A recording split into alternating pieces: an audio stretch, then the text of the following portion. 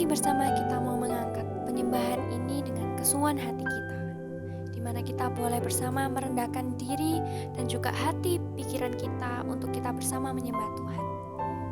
Biar dari penyembahan ini kita juga boleh diingatkan bahwa kita memiliki Tuhan Allah yang hidup, yaitu Tuhan Allah yang penuh kuasa. Oleh karena itu, mari bersama kita mengangkat penyembahan ini dengan kesungguhan hati kita. Tak terbatas kuasa-Mu, Tuhan, semua dapat Kau lakukan. Apa yang Kau lihatan mustahil bagiku, itu sangat mungkin bagimu. Tak terbatas kuasa-Mu, Tuhan, semua dapat Kau lakukan. Apa yang Kau lihatan mustahil bagiku, itu sangat mungkin bagimu. Bisa aku tak berdaya, kuasa-Mu yang sempurna. Ketika ku percaya, mujizat itu nyata, bukan karena kekuatan, namun Roh-Mu ya Tuhan. Ketika ku berdoa, mujizat itu nyata. Mari bersama kita mau menyembah Tuhan sekali lagi dengan penuh kesungguhan hati. Kita mau mengangkat iman kita dan kita mau mengatakan tiap pujian ini dengan penuh kesungguhan hati. Bersama-sama. Bisa aku tak berdaya, kuasa-Mu yang sempurna. Ketika ku percaya, mujizat itu nyata, bukan karena kekuatan, namun Roh-Mu ya Tuhan. Ketika ku berdoa, mujizat itu nyata. Ketika ku berdoa, mujizat itu nyata. Ketika ku berdoa, mujizat itu nyata.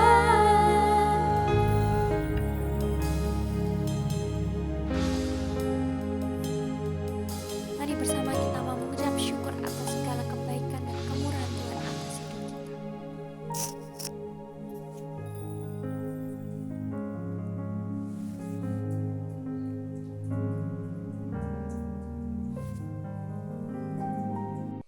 Kebaktian Universitas hari ini kita mulai dengan berlandaskan kasih dan anugerah Allah Bapa yang telah dinyatakan dalam pribadi dan karya Allah Anak, Yesus Kristus melalui persekutuan dengan Allah Roh Kudus. Mari bersama saya mau mengundang Bapak, Ibu, dan Saudara sekalian untuk kita bersama berdoa. Terima kasih Bapa di surga atas segala berkat dan kasih karunia yang Kau berikan bagi setiap kami pribadi lepas pribadi di tempat kami masing-masing. Kalau kami semua boleh ada hingga saat ini dan dapat mengikuti kebaktian secara online, itu semua hanya oleh karena kasih dan anugerah daripada Allah di surga. Kiranya Kau yang sertai kebaktian ini dari awal, pertengahan hingga akhir, sehingga kebaktian ini boleh berjalan sesuai dan seturut dengan kehendak-Mu saja. Terima kasih Bapa, kami serahkan seluruh doa kami hanya ke dalam tangan pengasihan-Mu. Amin. Mari bersama kita mau mengangkat pujian ini dengan penuh sukacita.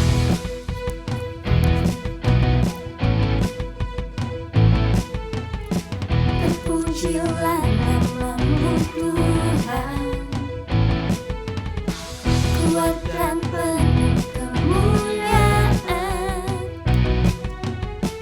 Satu suara kami nyatakan, kebesaran-Mu tetap selamanya. Terpujilah nama-Mu Tuhan, ajaib dan penuh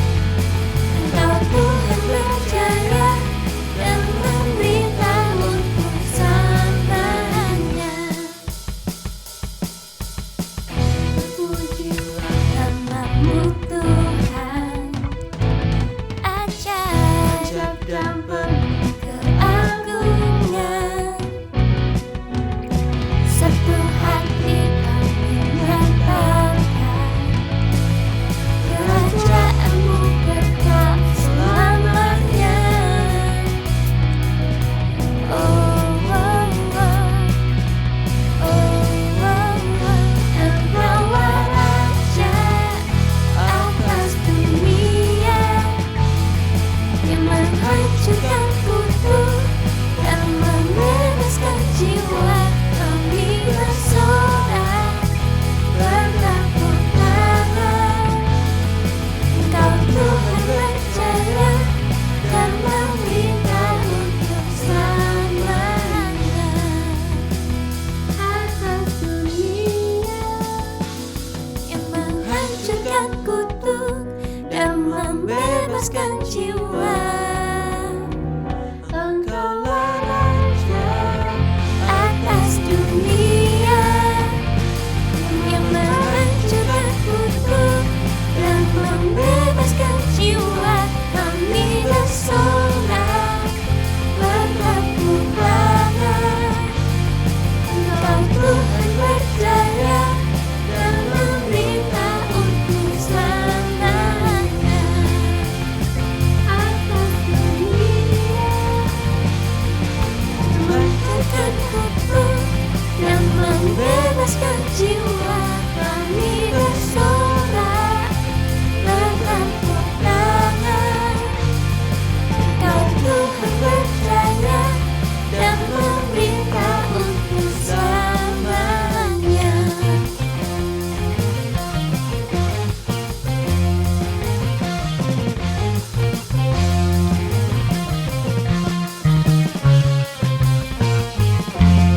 Ini sorak-sorai kemuliaan untuk Tuhan.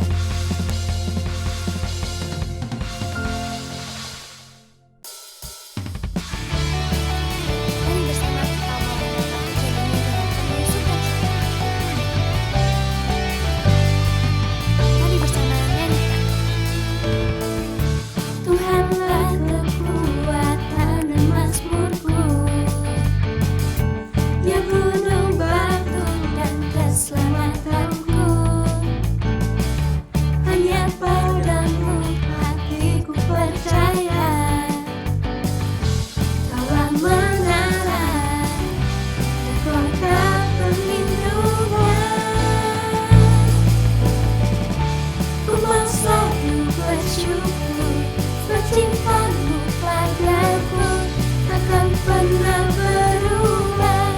Hatiku percaya, walau bumi bergoncang, gunung-gunung beranjak, namun kasih setiamu tak pergi dariku.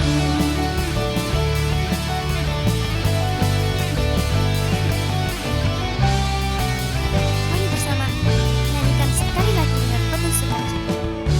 Tuhanlah kekuatan dan mazmurku, Ya gunung batu dan keselamatanku. Hanya padamu hatiku percaya,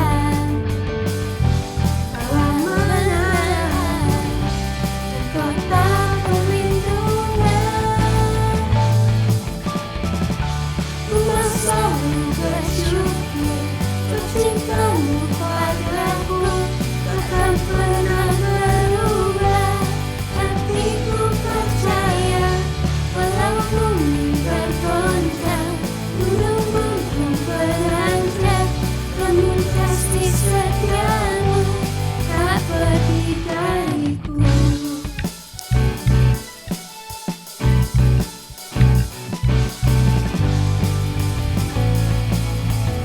Mari kita mau senantiasa mengucap syukur atas segala kebaikan Tuhan yang terjadi di hidup saya dan juga harapan di saudara saya.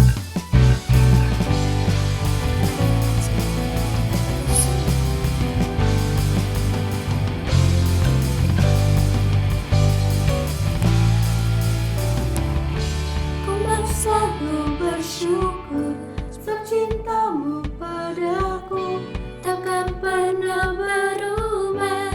Hatiku percaya, walau bumi bergoncang, gunung-gunung beranjak, namun kasih setiamu tak pergi dariku. Ku mau selalu bersyukur, sebab cintamu padaku takkan pernah berubah. Hatiku percaya, walau bumi bergoncang,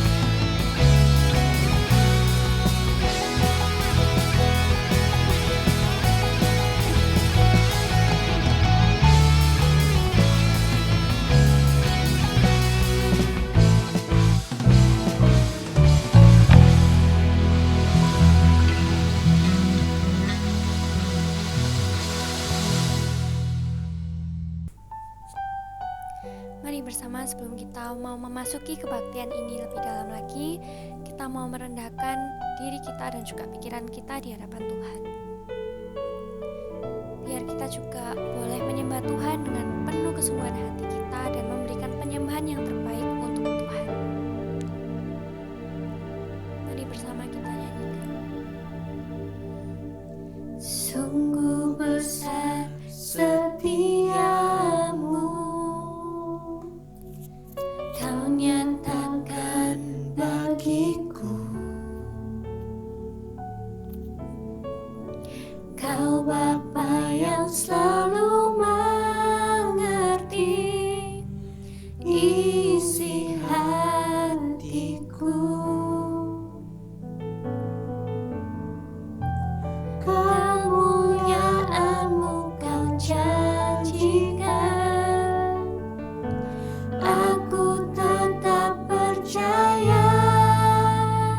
Ku percaya Janji-Mu ajaib terukir dalam kehidupanku.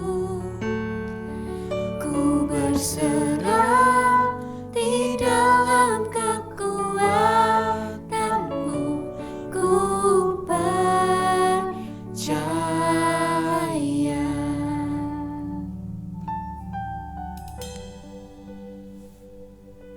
Mari kita mau mengangkat penyembahan ini dengan kesungguhan hati kita. Sungguh besar setiamu, Kau nyatakan bagiku. Kau Bapa yang selalu mengerti isi hatiku. Kemuliaan-Mu Kau janjikan, aku tetap percaya. Ku percaya janji-Mu ajaib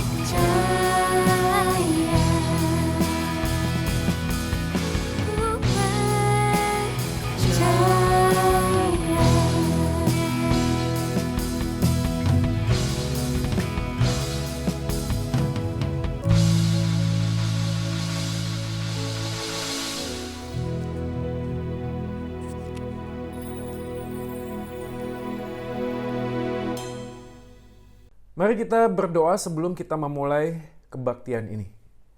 Bapa di dalam surga, kami akan memulai kebaktian universitas pada hari ini. Kami mohon kasih karunia dan rahmat-Mu ada bersama dengan kami menolong dari awal hingga akhir. Dan kebaktian ini boleh menyenangkan hati Tuhan, meninggikan Injil Tuhan, dan mengkumandangkan nama-Mu yang indah di tengah-tengah kehidupan kami. Dan dimanapun kami berada saat ini, kiranya kebaktian ini boleh menjadi berkat atas kami. Ini doa kami Tuhan, demi nama Yesus Tuhan kami memulai kebaktian ini. Amin.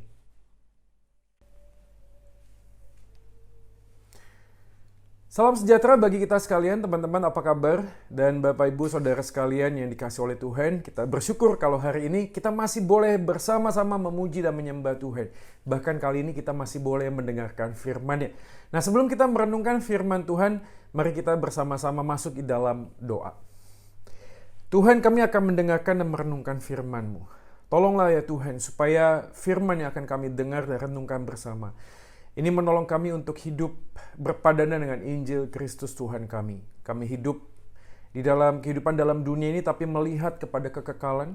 Kami juga memandang salib Kristus yang menjadi tonggak kemenangan kami hari lepas hari. Tuhan, pakai hamba-Mu dalam segala keterbatasan keberdosaannya, supaya dia dimampukan Tuhan untuk boleh menyampaikan firman Tuhan sesuai dengan kitab suci dan isi hati-Mu atas kami. Ini doa kami Tuhan, di dalam nama Yesus Tuhan kami berdoa dan memohon. Amin. Teman-teman sekalian, hari ini kita akan merenungkan sebuah tema, yaitu Taking the Truth Seriously. Memegang sebuah kebenaran dengan serius. Ya, berarti ada asumsinya bahwa beberapa orang dari kita mungkin, atau mungkin orang lain di luar sana yang tahu kebenaran, tapi tidak memegangnya dengan sungguh-sungguh. Nah, sebelum kita melanjutkan perenungan firman Tuhan ini, jangan lupa untuk like, share, dan subscribe channel YouTube ini. Ya, ini pesan sponsor ya.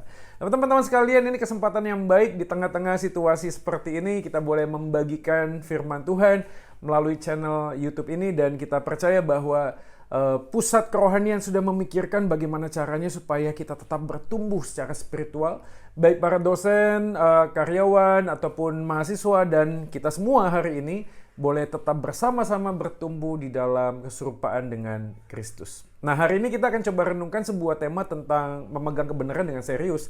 Oleh karena itu saya mengajak kita semua untuk mengambil Alkitab. Saya mengajak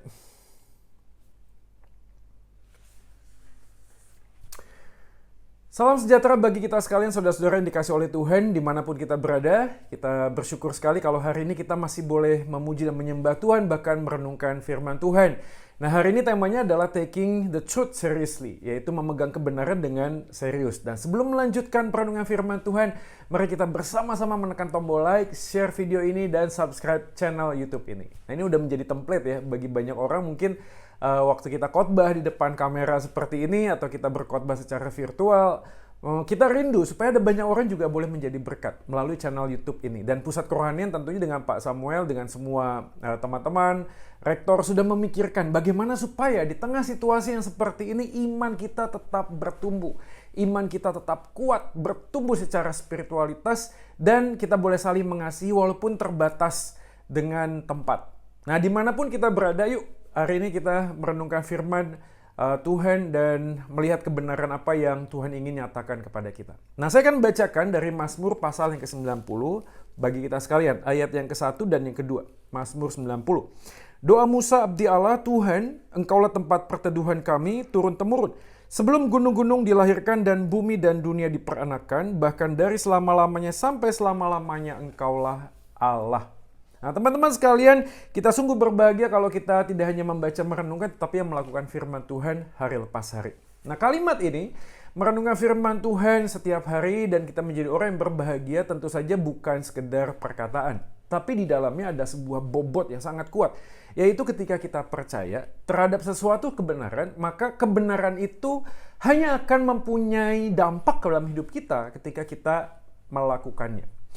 To understand the truth of God, you have to stand under the truth of God. Untuk bisa memahami akan firman Tuhan, kamu harus berdiri di bawah kebenaran firman Tuhan.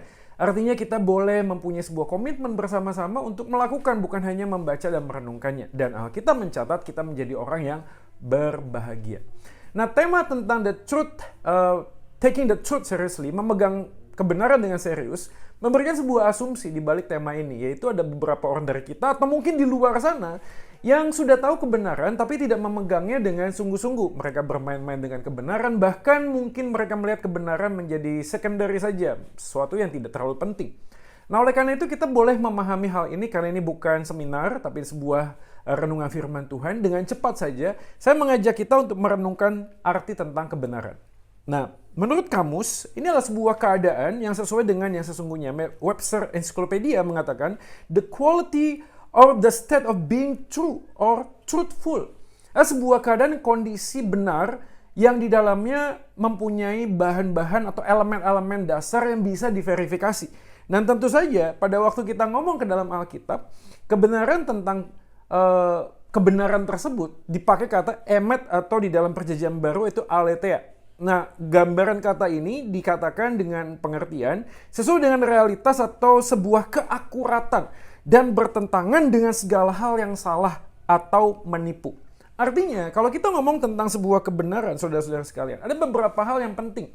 Tidak hanya sekedar fakta, tapi juga makna di balik sebuah fakta tersebut.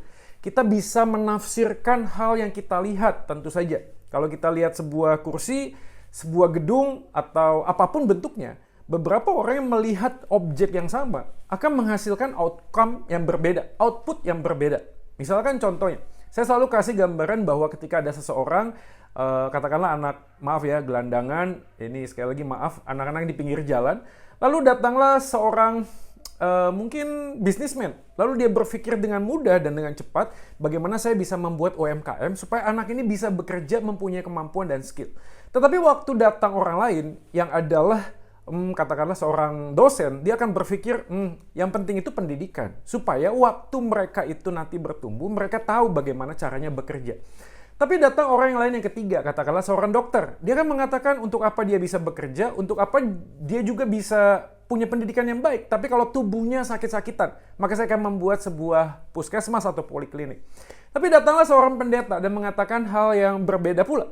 Untuk apa bisa bekerja, untuk apa juga punya pendidikan yang tinggi dan tubuh yang sehat kalau hatinya mati dan tidak mengenal Tuhan. Nah, orang yang sama, objek yang sama, dilihat oleh beberapa orang yang lain, hasilnya akan berbeda. Fakta tentang objek itu, kebenaran tersebut, bisa menghasilkan beberapa hal yang berbeda-beda. Tetapi itu bukan menampik bahwa fakta tentang anak itu ada di sana. Jadi kalau kita mau melihat tentang hal ini, kebenaran mempunyai elemen-elemen yang cukup banyak sebenarnya. Maka saya membuat sebuah gambaran yang sederhana, mungkin cukup panjang, tapi paling tidak ini bisa mewakili apa yang menjadi kebenaran tersebut. Kebenaran berarti sebuah keadaan atau realitas objektif benar yang memiliki otoritas tertinggi dan mutlak dan bersifat universal. Tidak dapat dipengaruhi oleh apapun juga yang menunjuk pada suatu pribadi yang adalah kebenaran itu sendiri. So, who is the truth? The truth is Allah yang menyatakan dirinya di dalam Yesus Kristus dan dimeteraikan oleh kuasa Roh Kudus. Jadi kalau kita bicara tentang kebenaran di dalam konteks kita sebagai orang yang percaya kepada Kristus, maka the ultimate truth is Jesus Himself. Yesus itu sendiri yang menyatakan dirinya, akulah jalan, akulah kebenaran, dan akulah hidup. Sehingga pada waktu kita bicara tentang kebenaran dan memegangnya dengan serius, kita harus memikirkan bahwa kebenaran bukan hanya sekedar apa yang menjadi penyataan, conviction, sebuah pengakuan, confession, sebuah keyakinan yang confess, yang kita akui, tapi juga sesuai dengan kenyataan yang benar. Jadi siapa yang menyatakannya, itu juga harus diverifikasi dan juga memberi jawaban terhadap fakta yang sedang dialami. Jadi ada penyataan, saudara sekalian. Kalau kita ngomong tentang doktrin dasar, bagaimana kita memahami apa yang kita pahami. Tapi bukan hanya sekedar apa yang kita pahami, tapi apakah pemahaman tersebut bisa diuji, bisa diverifikasi. Jadi standar yang sederhana untuk melihat sebuah kebenaran, bukan? Tapi tidak hanya cukup itu, saudara-saudara. Ada juga hal yang lainnya, yaitu berbicara secara pragmatis, relevan, relate terhadap kehidupan kita. Oleh karena itu, saudara-saudara, pada hari ini saya mengajak kita untuk memikirkan ulang apa yang menjadi kebenaran yang kita pegang sesungguhnya. If we confess that Jesus Christ is our King, our Lord, so harusnya Jesus Christ itu menjadi pribadi yang berotoritas di dalam hidupku, kan? Artinya di dalam konteks kehidupan hari lepas hari, apapun situasinya, dia haruslah yang mengontrol dan menguasai kehidupan kita. Kalau itu adalah sebuah kebenaran, jangan sampai kita mengatakan sebuah kebenaran, tapi pada saat yang sama kita tidak sedang melakukan apa yang kita anggap itu benar. Ini kan jadi sesuatu yang perlu kita pikirkan. Karena waktu kita ngomong tentang konteks kebenaran, elemen-elemen tadi tentang fakta, tentang penyataan, tentang doktrin dasar, tidak akan ada artinya kalau tidak menjawab apa yang sedang kita hadapi hari-hari ini. Saya bukan ngomong kita menjadi orang yang pragmatis, segala sesuatunya berkaitan dengan apa yang bisa saya lakukan. Bukan. Tapi dua elemennya harus seimbang. Makanya saya melihat, waktu kita melihat tentang kebenaran itu sendiri kadang-kadang bisa terdistorsi. Dengan apa? Dengan yang pertama budaya-budaya di sekitar kita. Budaya materialisme, budaya skeptisisme, orang yang meragukan segala sesuatu, orang yang menganggap bahwa prestasi, uang, materi adalah segala sesuatunya, budaya-budaya tentang prosperity gospel, Injil kemakmuran, yang mendorong kita untuk mencari berkat Tuhan, bukan Tuhan itu sendiri. Ada budaya-budaya di sekeliling kita, guys, yang sadar atau tidak, itu mempengaruhi bagaimana kita beretitut, kita bertindak. Bukan hanya sekedar dengan budaya, tapi waktu kita bicara tentang kebenaran, banyak orang menganggap bahwa kebenaran yang utama adalah apa yang saya alami saja. Maka ada berapa banyak orang Kristen yang hari ini percaya sesuatu itu benar karena dia punya mimpi. Dia pernah mimpi ketemu dengan seorang yang bajunya putih, rambutnya putih, jenggotnya putih, baik kuda putih. Lalu dia menganggap itu Yesus, dan Yesus sedang ngomong kepada dia. Saya bukan ngomong bahwa Tuhan bisa ngomong dalam banyak hal ya. Saya bukan ngomong demikian. Tetapi bagaimana kita tahu bahwa di dalam mimpi itu adalah Yesus, kecuali kalau dia pakai name tag, Yesus Kristus. Berarti dia adalah Yesus itu sendiri mungkin. Tapi ada banyak orang memegang sebuah kebenaran berdasarkan tentang pengalamannya sendiri. Tapi bukan hanya tentang budaya, tentang pengalaman. Kadang-kadang kebenaran juga bisa terdistorsi. Karena pada waktu kita bicara tentang kebenaran, kita hanya meyakini apa yang kita yakini. Jadi kita kehilangan esensi terhadap kebenaran tersebut. Kita tahu bahwa kita yakin Yesus adalah Tuhan. Tapi keyakinan tersebut tidak berdiri di atas dasar yang kokoh. Jadi dari beberapa penjelasan di awal ini, paling nggak kita bisa memahami lah. Kebenaran itu adalah sebuah fakta, bukan hanya sekedar pengalaman. Bukan hanya sekedar pengalaman, tapi juga sebuah fakta. Bukan hanya sebuah fakta, bukan juga dengan pengalaman, tapi ada budaya yang di dalamnya yang kadang-kadang kita menjadi orang yang sinkritisme. Kita bisa mencampur adukan apapun yang ada dalam dunia ini, sehingga kebenaran itu tidak lagi murni kebenaran. Atau mungkin kita menjadi orang yang sok yakin, kita bisa ngomong bahwa Yesus adalah Tuhan, tetapi Tuhan itu sendiri tidak berotoritas dalam kehidupan kita. Nah, hari ini kita melihat tentang apa yang dikatakan oleh David Wells dalam bukunya No Place for Truth. Tidak ada iman Kristen tanpa doktrin yang sehat. Dan percaya adalah dasar praktek kebenaran. Dan praktek kebenaran adalah bukti dari percaya. Sekali lagi, David Wells juga menggarisbawahi hal yang penting. Di dalam situasi yang seperti ini, kita diajak untuk merenungkan. Betul nggak? Kebenaran yang kita pegang itu kan sedang diuji hari ini.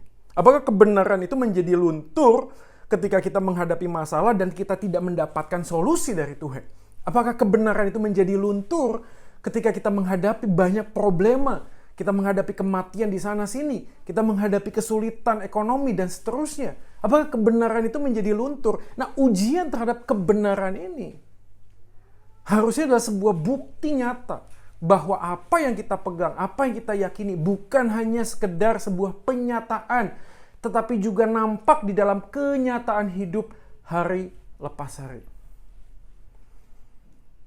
Tidak ada iman Kristen tanpa doktrin yang benar. Jadi pertanyaannya adalah, apakah sejauh ini kita sungguh-sungguh serius memegang sebuah kebenaran yang adalah kebenaran itu adalah apa yang disampaikan dalam kitab suci? Atau jangan-jangan kita sedang membayangkan sebuah kebenaran dan mencari referensinya melalui kebenaran kitab suci. Maka ada dua hal yang akan saya bagikan saudara sekalian pada hari ini. Itu yang pertama adalah waktu kita ngomong tentang taking the truth seriously, memegang sebuah kebenaran dengan serius. Paling nggak kita akan diperhadapkan dengan sebuah isu, yaitu searching for meaning. Mencari sebuah arti tentang kehidupan. Anda tahu dan kita ingat juga bahwa bagaimana sebuah kebenaran itu diuji dengan 4 hal. Itu the origin, bagaimana segala sesuatunya ada. Yang kedua adalah morality, gimana kita berbuat yang baik dalam kehidupan ini. Yang ketiga adalah ketika kita bicara tentang meaning of life, arti kehidupan. Dan yang keempat adalah destiny, kemana kita semua akan pergi setelah segala sesuatunya berakhir.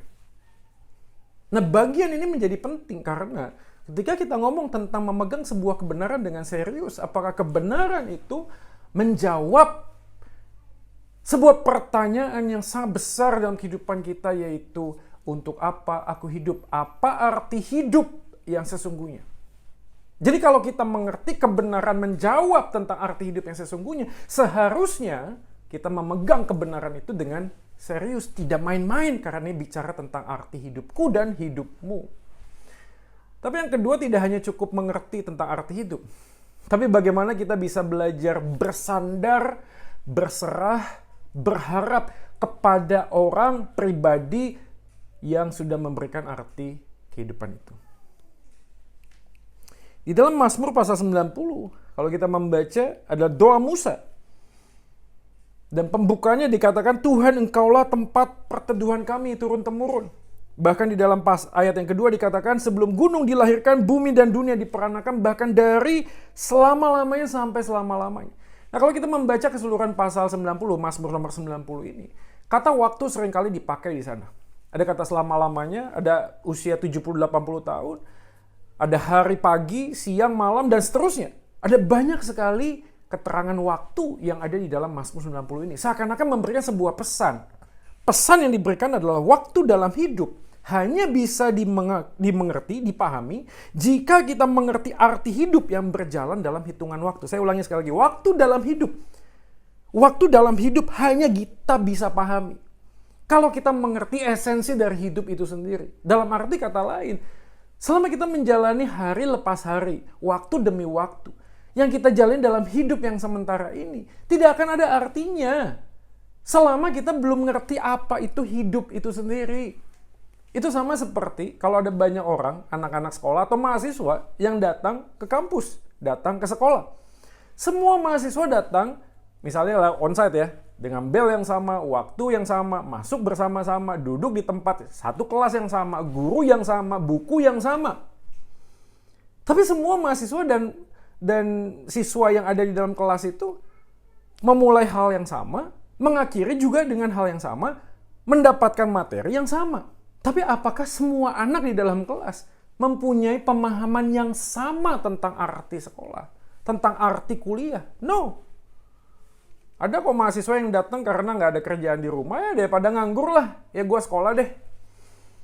Ya. Ada juga mahasiswa mungkin, tapi nggak di sini ya, di luar sana ya, datang ke kampus. Ya, yang penting apa? Yang penting ya papa mama nggak pusing deh ngomongin gue, kenapa sih kok main games terus di rumah. Ya, sana-sana kuliah deh. Mungkin ada mahasiswa juga yang kebanyakan duit. Jadi artinya ya sudahlah, ya sekalian have fun aja deh. Atau mungkin ada mahasiswa yang punya dream, punya mimpi. Gue pengen nikah sama pasangan yang paling cantik. Nah, caranya bisa dapat pasangan yang paling cantik adalah gue harus sekolah di UK Petra, harus kuliah di UK Petra. Karena UK Petra ini bonafit. Ini punya nama besar. Waktu saya memperkenalkan diri kepada keluarganya, kenalkan saya Joy, saya lulusan UK Petra. Mungkin dia akan langsung menerima, wah UK Petra ya luar biasa. Mungkin ada orang yang berpikir macam-macam tentang orang masuk dalam sebuah kampus. Materi yang sama, waktu yang sama dihabiskan, masuk dan pulang yang sama, semuanya sama. Tapi bukan berarti orang yang duduk di sana mempunyai pemahaman yang sama tentang apa yang dia jalani. Jadi kita nggak pernah bisa memahami tentang waktu yang kita jalani sebelum kita paham arti hidup itu. Karena yang penting bukan hanya bagaimana kita menggunakan waktu, tapi untuk siapa kita gunakan waktu yang ada. Untuk siapa kita gunakan waktu yang ada. Dan Mazmur pasal 90 seperti dikatakan di sini doa Musa. Kalau kita melihat latar belakangnya, 40 tahun Musa adalah sebuah kerajaan. 40 tahun dia mengembara. 40 tahun dia dipakai Tuhan untuk memimpin bangsa Israel. Ada 3 fase kehidupan. Memang tidak terlalu jelas Mazmur nomor 90 ini dituliskan pada waktu kapan. Tetapi saya bisa menafsirkan bahwa doa Musa pada saat mengatakan, Tuhan, engkaulah tempat perteduhan kami. Dimulai dengan akumulasi perjalanan hidup yang dia pahami ketika ada di dalam istana kerajaan yang luar biasa. Kemana-mana dia pakai Alphard, pakai Wildfire, followernya di Instagram bisa jutaan, mungkin melampaui Atta Halilintar. Musa juga pada saat itu mungkin pakai sneaker terbaru, segala hal fasilitas dia bisa pergi ke luar negeri dengan gampang. Tapi pada saat itu setelah 40 tahun dia dibawa keluar oleh Tuhan. Dia pergi mengembara. Tapi pada saat dia mengembara, dia banyak dapat achievement, dapat penghargaan. Tapi setelah itu dia dipanggil Tuhan untuk memimpin bangsa yang besar. Dari semua fase-fase perjalanan kehidupan, Musa sadar bahwa the truth is no one. Tidak ada satu orang pun yang dapat menjadi tempat perteduhan selain Tuhan itu sendiri. Saudara saya yang dikasih oleh Tuhan pada waktu kita belajar bagian ini, searching for meaning. Bicara tentang apa yang kita tahu sebagai sebuah tempat perteduhan yang terbaik. Nah, kita bicara tentang tempat perteduhan. Nah, ini menarik sekali karena pada waktu Musa berbicara tentang tempat perteduhan, dia bukan hanya sekedar mau menempatkan dirinya di bawah Tuhan. Tapi kalau kita bicara tempat perteduhan di sana, kata yang dipakai adalah sesuatu yang mempunyai syarat tempat berteduh yang paling aman dan paling nyaman.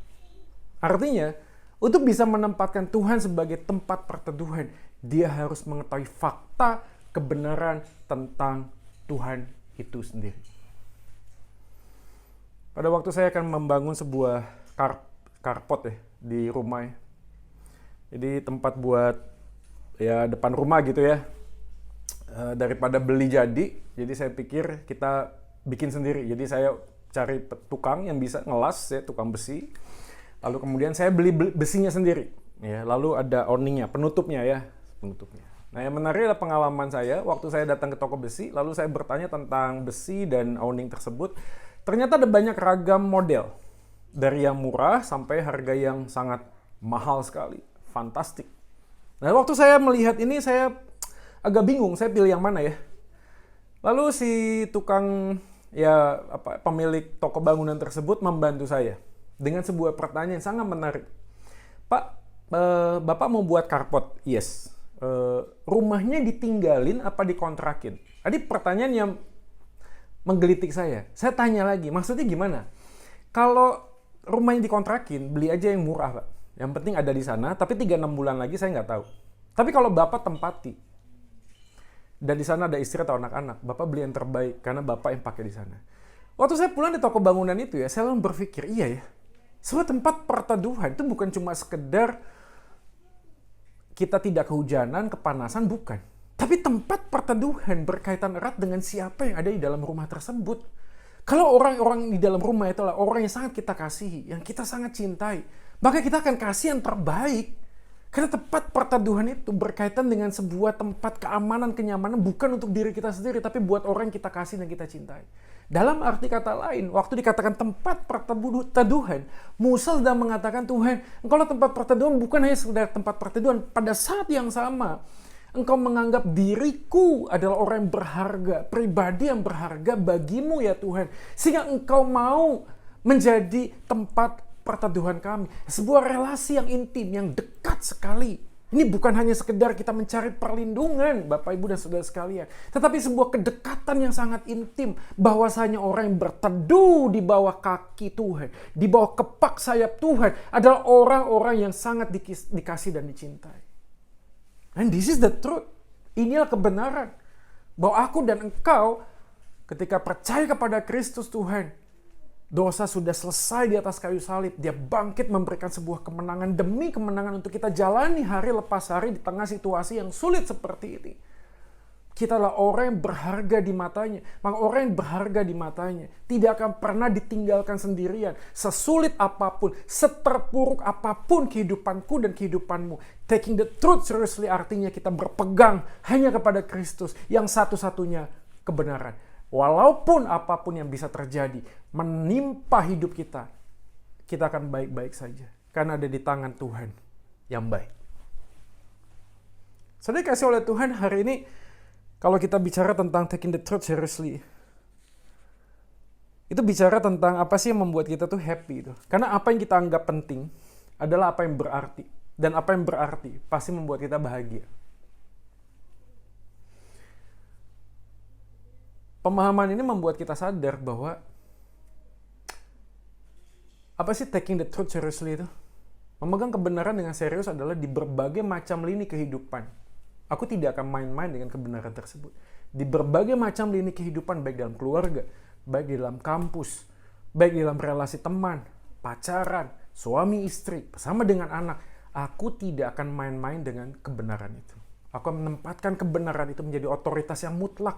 Di sanalah aku sedang serius dengan Tuhan. Tapi berapa banyak dari kita yang hari ini bergumul kan? Kita menganggap ada banyak hal yang kita jalani tidak ada sangkut pautnya dengan kebenaran. Kita hanya melihat bagian-bagian aja yang tertentu yang menjadi sebuah kebenaran. C.S. Lewis pernah mengatakan, I believe in Christianity as I believe that the sun has risen. Not because I see it, but by the sun I can see everything else. Aku percaya kepada kekristenan sama seperti aku percaya bahwa matahari itu terbit. Tidak hanya aku melihat matahari tersebut, tetapi melalui matahari tersebut aku melihat segala sesuatu. That is the faith of Christianity. Itulah iman kekristenan. Di mana segala sesuatu kita pegang dengan serius. Kita nggak akan main-main dengan pacar kita. Kenapa? Karena kita respect God. Kita nggak akan bermain-main di dalam kampus begitu waktu kita kuliah online. Come on, man. Ya saya bukan ngomong kuliah online terus kita bisa matiin kamera karena internet dan segalanya. Tapi kalau kita serius sama Tuhan, cara kita adalah gimana supaya kita tidak masuk dalam pencobaan. Bener gak sih? Nah caranya gimana supaya tidak jatuh dalam pencobaan? Ya open your camera dong. Buka dong kameranya gitu loh. Supaya kita bisa dilihat orang lain. Tapi waktu kita off cam, apa yang terjadi? Kita nggak nganggap kuliah itu penting kok akhirnya. Bener gak sih? Ya nggak di UK Petra lah, di kampus yang lain ya, di UK Petra karena memang sinyal dan lain sebagainya. Saya bisa paham, makanya saya juga ngajar kan. Ya mereka off cam ya, it's okay, that's fine. Tapi kalau kita taking the truth seriously, kita kan nggak pakai suaranya. Kalau memang bisa open cam aja. Membuat kita sadar kita disiplin. Kita sedang berhadapan dengan Tuhan pada waktu kita kuliah. Sebagai dosen, apakah kita tidak ditantang juga? Kita ditantang juga untuk pegang kebenaran dengan serius. Dengan segala persiapan yang ada. Mungkin bagi beberapa kita sudah sering mengajar. Oke, that's fine gitu loh. Tapi masalah utamanya adalah apakah kita siap dengan hati. Apakah kita melihat mahasiswa hanya sekedar mahasiswa yang datang hanya untuk knowledge.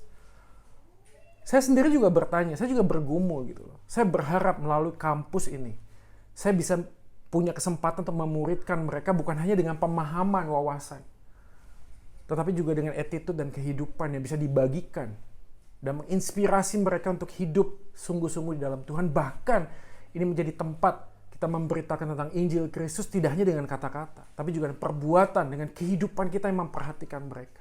Taking the truth seriously. Melihat bahwa Yesuslah kebenaran yang sesungguhnya, yang mengontrol dan menguasai kehidupan kita di dalam segala lini kehidupan. We are taking the truth seriously. Sulit karena kebenaran itu seperti yang saya sudah singkapkan di depan. Kadang-kadang ada banyak hal yang menggoda kita, bukan? Entah itu cara kita berpikir tentang masa lalu, entah itu mimpi dan cita-cita kita yang berubah menjadi ambisi pribadi, entah itu juga sebuah gambaran tentang aktualisasi diri, penilaian orang lain terhadap kita. Kita sulit sekali untuk betul-betul memegang kebenaran dengan sungguh-sungguh. Kan dalam diri kita ada dorongan untuk bisa eksis, bisa diterima oleh orang lain berdasarkan apa yang kita punya. Harta, skill, kemampuan, kepintaran, dan seterusnya. Tapi pada saat yang sama kita lupa bahwa kalau Yesus adalah tempat perteduhan yang sungguh-sungguh, maka kita akan terus berakselerasi dan berubah serupa dengan Kristus. Bapak Ibu yang dikasih oleh Tuhan, yang kedua adalah struggling for surrender. Ada kata yang menarik di sana yang terus berulang, yaitu seperti kata selama-lamanya. Dikatakan kemudian pasal ayat yang ketiga, engkau mengembalikan manusia kepada debu, kembalilah dan seterusnya, 1000 tahun sama seperti hari kemarin, lagi-lagi tentang waktu. Jadi menarik sekali karena pasal ayat yang ke-10, masa hidup kami 70 tahun jika kami kuat 80 tahun. Dan kebanggaannya penderitaan. Ini ayat yang sangat favorit bukan? Yang kita selalu ingat. Tapi dalam keseluruhan bagian ini, coba kita renungkan sejenak kenapa Musa selalu menggunakan kata-kata tentang waktu. Bagaimana kita bisa memahami 70-80 tahun, bagaimana kita bisa memahami kata eternal selama-lamanya. Saya pernah berbincang dengan seseorang. Dia bertanya sesuatu kepada saya. Dia bertanya adalah waktu kita meninggal dan ada di surga. Bisakah kita mengenal satu dengan yang lain? Itu pertanyaan yang ya mungkin nggak langsung bisa temukan ya. Kalau ada yang punya jawabannya, silakan leave comment di bawah ini ya. Tapi selama-lamanya itu eternal. Gimana kita memahami tentang kekal? Selama-lamanya. Selama-lamanya itu ya kalau gambaran di Wahyu Alfa dan Omega gitu. Yang awal dan yang akhir. Kata selama-lamanya itu tidak bicara tentang chronological. Tuhan tuh tidak bekerja seperti kita bekerja. Hari ini Senin, kemarin Minggu, besok Selasa. Dia kayak nggak tahu tahun depan. Enggak. Kekal itu adalah it's over, it's done, selesai. Bagi Allah segala sesuatu dalam dunia ini di mata Dia sudah selesai. Dan kita yang ada dalam deret waktu mencoba untuk memahami selama-lamanya, mencoba untuk memahami kekal. Dan inilah keindahan iman Kristen. This is the truth, guys. Kenapa? Karena kita memahami Kristus sebagai sang kebenaran, karena Kristus adalah Tuhan yang selama-lamanya berinkarnasi, hidup dalam deret waktu sama seperti kita.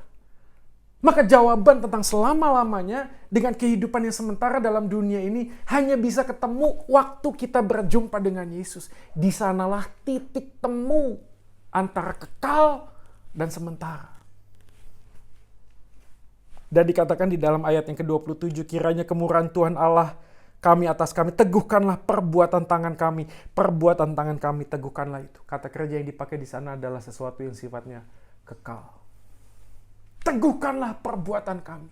Seakan-akan Musa sedang mengatakan, aku yang hidup di dalam kesementaraan, biarlah mataku melihat beyond the time.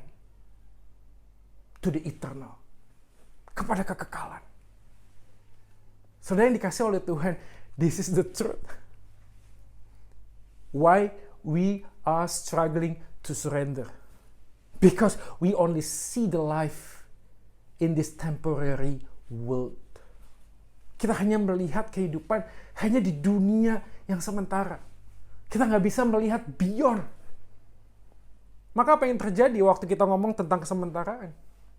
Saudara yang dikasih oleh Tuhan, ketika dikatakan usia kami 70-80 tahun, kebanggaanlah penderitaan. Apa maksudnya sih? Kehidupan manusia di dalam tentang kesementaraan ini selalu akan mengalami perubahan.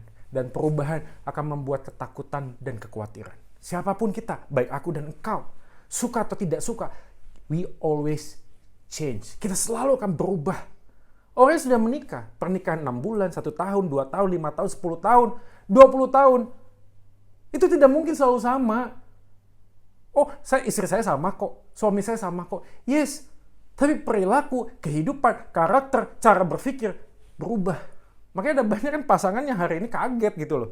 Dulu dia nggak gini kok, sekarang kok gini sih? Karena kita berubah. Bukan hanya sekedar karena usia gitu loh. Tapi fisik kita juga berubah. Betul nggak sih?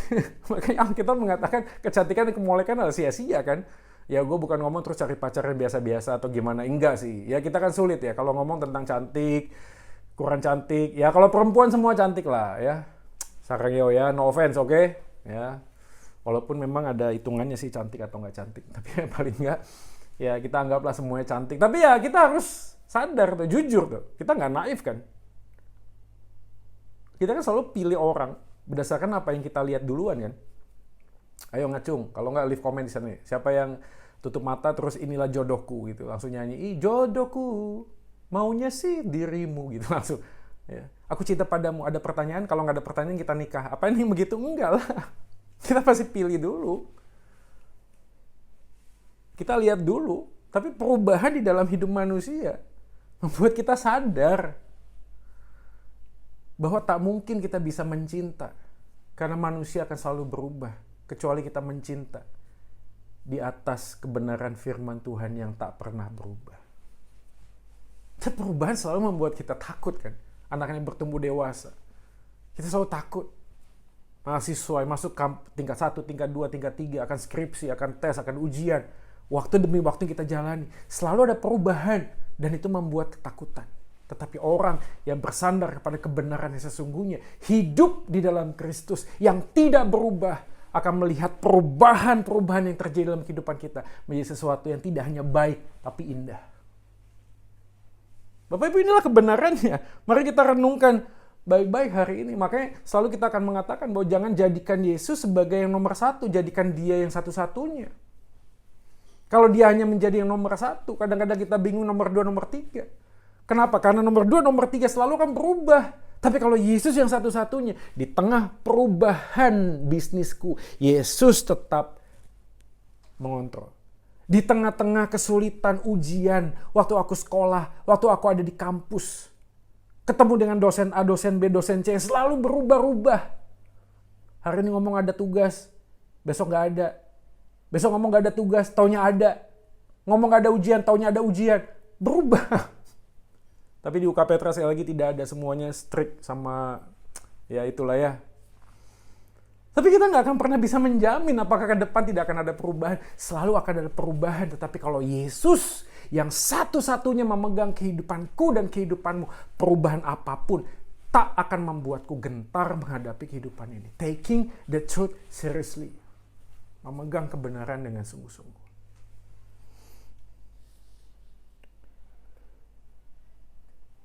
Maka bagian tentang waktu, keterbatasan waktu yang kita alami dalam kesementaraan ini sebenarnya menjadi alarm buat kita. Betul nggak?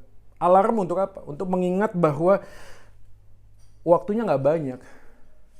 Jadi kalau waktunya terbatas di dalam kesementaraan, tapi kita melihat sebuah kekekalan. Ayo, hari ini di tengah kesementaraan kita jangan sia-siakan. Jangan buang-buang waktumu. Ambil sebuah keputusan. Oh, nanti aja deh kalau aku udah usia begini, begitu, dan sebagainya. Who knows? Siapa yang bisa tahu? Tapi kalau hari ini aku dan engkau mengambil sebuah keputusan, aku mau hidup di dalam kebenaran, aku mau menghidupi Injil Kristus Tuhan yang adalah kebenaran. Maka di dalam semua lini kehidupan, aku akan melihat dia sebagai fokus kehidupanku. Dan di sanalah kita sungguh-sungguh serius. Tahu ya? Kehidupan manusia kan dibagi dua level ya. Level public dan non-public. Non-public, private. Tapi waktu kita ngomong level public, apa yang terjadi? Kita selalu menjadi orang yang berbeda. Kita selalu pakai topeng. Kita selalu merasa ingin menjadi orang yang dianggap baik oleh orang lain. Tapi waktu masuk dalam fase yang berikutnya, fase yang non-public, fase private, kita masuk dalam sebuah relasi yang dekat kan? Ada papa mama kita, ada anak-anak kita sebagai orang tua juga dilihat oleh anak-anak. Tapi ada level yang lebih dalam lagi dari private. Yaitu sebuah level personal antara aku dan Tuhan. Ketika tidak ada seorang pun yang melihat hidupku, apa yang engkau akan putuskan, di sanalah sebenarnya keseriusan kita memegang kebenaran sedang diuji. Oh, gampang sekali kita memegang kebenaran dengan serius ketika ada banyak orang yang menilai kita, bukan? Kita bisa pura-pura pegang kebenaran dengan serius ketika ada dalam sebuah pelayanan, bukan? Dalam sebuah gereja, dalam sebuah kampus. Tapi pada waktu tidak ada seorang pun yang melihat kita. Apakah kita sedang memegang kebenaran dengan serius? Apa yang Anda lakukan ketika ada dalam kamarmu sendirian? Apa yang Anda pikirkan? Seketika kita sadar bahwa Allah adalah Allah yang menyelidiki dan menguji hatiku dan hatimu. Allah adalah Allah yang menyelidiki dan menguji pikiranku dan pikiranmu. Dan kalau betul sungguh-sungguh kita memegang sebuah kebenaran, maka kita sadar bahwa sesungguhnya kita sedang berhadapan dengan Tuhan, walaupun tidak ada seorang pun yang bisa melihat aku dan engkau. Keterbatasan akan waktu membuat kita sadar bahwa tidak ada waktu lain selain hari ini untuk kita mengambil sebuah langkah hidup bagi Kristus dengan sungguh-sungguh. Saudara-saudara yang dikasih oleh Tuhan, waktu kita menjalani bagian ini ada beberapa tantangan. Seperti saya sudah mention di awal, tantangan sosial. Kita diminta untuk memutuskan sendiri. Yes. Tapi the problem is, what is the truth for you? Apakah kebenaran itu buatmu? Apakah kebenaran ditentukan dari berapa banyak orang yang memegang atau voting tentang sesuatu yang benar? Kadang kita sulit menjadi orang yang sungguh-sungguh hidup di dalam Kristus karena kita punya peer pressure, tekanan sosial. Yang dikit-dikit sok rohani, sok pendeta, sok Kristen, sok. Tantangan sosial yang sulit sekali untuk kita hadapi. Yang kedua adalah tantangan teologis, yaitu cara kita berpikir dengan worldview kita. Sudut pandang dunia kita. Suka atau tidak suka bagi kita semuanya. Hari ini kita punya kehidupan yang merupakan akumulasi dari perjalanan hidup masa lalu sampai dengan hari ini. Berapa banyak dari kita yang dipegang oleh masa lalu. Sehingga pada waktu kita ngomong Yesus is the King, Yesus is the Lord of Lords. Walaupun kita mengatakan demikian, tetapi hati kecil kita mengatakan no. Kalau Yesus is the King, kalau Yesus adalah Tuhan, kenapa dia mengizinkan banyak hal yang buruk dalam kehidupanku? Pertanyaan-pertanyaan mendasar yang kadang-kadang tidak mudah untuk dijawab. Tantangan yang ketiga adalah tantangan personal. Tantangan personal dari diri kita sendiri. Saudara dikasih oleh Tuhan ketika kita jatuh dalam dosa. Tidak punya lagi kemampuan untuk memilih yang baik dan yang buruk. Kita selalu berpotensi dan cenderung untuk memilih hal yang menyakiti hati Tuhan. Tapi bersyukur pada Tuhan karena hari ini kita belajar tentang Tuhan tanpa perteduhan. Artinya adalah dwelling place. Kita sedang bersama the mystical union. Kita bersatu dengan Kristus bukan karena aku mampu, bukan karena aku kuat. Tapi justru karena aku lemah, aku rapuh. Aku mengalami kekuatan di dalam Kristus Tuhan. That is the truth. Semua tantangan yang kita hadapi, tantangan sosial, tantangan personal, tantangan teologis, tidak mudah untuk dijalani. Why? Karena it's impossible. Karena tidak mungkin kita bisa mengalahkan semuanya itu. Unless we have faith. Unless we walk in His grace. Di dalam anugerahnya. Sehingga anugerah demi anugerah Tuhan. Yang memampukan aku dan engkau menjalani setiap hari. Dengan semua tantangan, pergumulan yang mendesak kita. Tapi aku yakin. Karena aku sudah disalibkan bersama dengan Kristus. Dan bukan aku lagi yang hidup. Tapi Kristus yang hidup di dalamku. Maka aku menjalani hidup dalam daging. Hanya di dalam nama Yesus Tuhan yang sudah memberikan nyawanya mengasihi aku. Galatia 2:20. Sudah yang dikasih oleh Tuhan waktu kita mau ngomong tentang taking the truth seriously. Are you sure? Apakah kita bisa memegang kebenaran dengan sungguh-sungguh, dengan serius? Apakah kita bisa konsisten hari lepas hari, minggu demi minggu, bulan demi bulan, tahun demi tahun? Apakah kita bisa konsisten memegangnya? No. Di dalam kedagingan kita selalu akan jatuh dan jatuh lagi. Maka Yesus selalu berkata, akulah pokok anggur, tinggallah di dalam aku dan aku di dalam engkau. Di luar aku, kamu tidak dapat berbuat apapun. Taking the truth seriously, artinya dwelling in Christ, bersatu dengan Kristus, the mystical union. Di dalam Kristuslah kekuatan yang melimpah, yang melampaui akal dan pikiran manusia itu memampukan kita untuk menjalani hidup dan menjalaninya di dalam kebenaran. Tidak ada cara lain. Apa yang kita mau lakukan di tengah pergumulan hari ini, guys? Di tengah tekanan yang begitu berat. Di tengah situasi yang sangat sulit seperti ini. Satu-satunya pengharapan adalah iman di dalam Kristus. Dan iman itu bagaikan jangkar dan sauh yang kuat. Ketika gelombang badai menerpa kehidupan kita, kita akan tetap at the point, at the center. If Jesus Christ is the center of our life. Nothing to be worried at all. Bapak, Ibu, dan Saudara yang dikasih oleh Tuhan. Ayo, kita mau pegang kebenaran seperti apa lagi? Kalau kita sudah tahu dan melihat faktanya. Oh, Yesus bukan hanya sekedar mati di atas kayu salib sebagai sebuah kebenaran faktual. Tapi di balik fakta itu ada makna yang mengubahkan hidupku. Ini bukan informasi. Sekedar informasi, no. Ini adalah sebuah transformasi. Injil adalah kekuatan Allah yang mengubahkan, menyelamatkan umat manusia yang berdosa. Dan di dalamnya lah kita menemukan pengharapan yang pasti. Beyond temporary life in this world. See with our faith beyond time. Melihat melampaui. There's the eternal life. Maka siapapun kita hari ini, suatu kali kelak kita akan meninggalkan dunia ini. Dan kematian menjadi gerbang menuju kepada kebahagiaan yang sejati, bukan? Betul nggak? Gerbang yang menuju kepada kebahagiaan sejati. Karena barang siapa yang sudah mati dalam Kristus, dia tidak akan mati lagi. Dia bangkit bersama-sama dengan dia. That's the faith, man. Nah, siapapun kita hari ini, saya mengajak kita untuk memikirkan bahwa sesungguhnya waktu kita belajar tentang kebenaran firman Tuhan, apakah kebenaran itu mengubahkanmu? You can only understand the word if you stand under the word.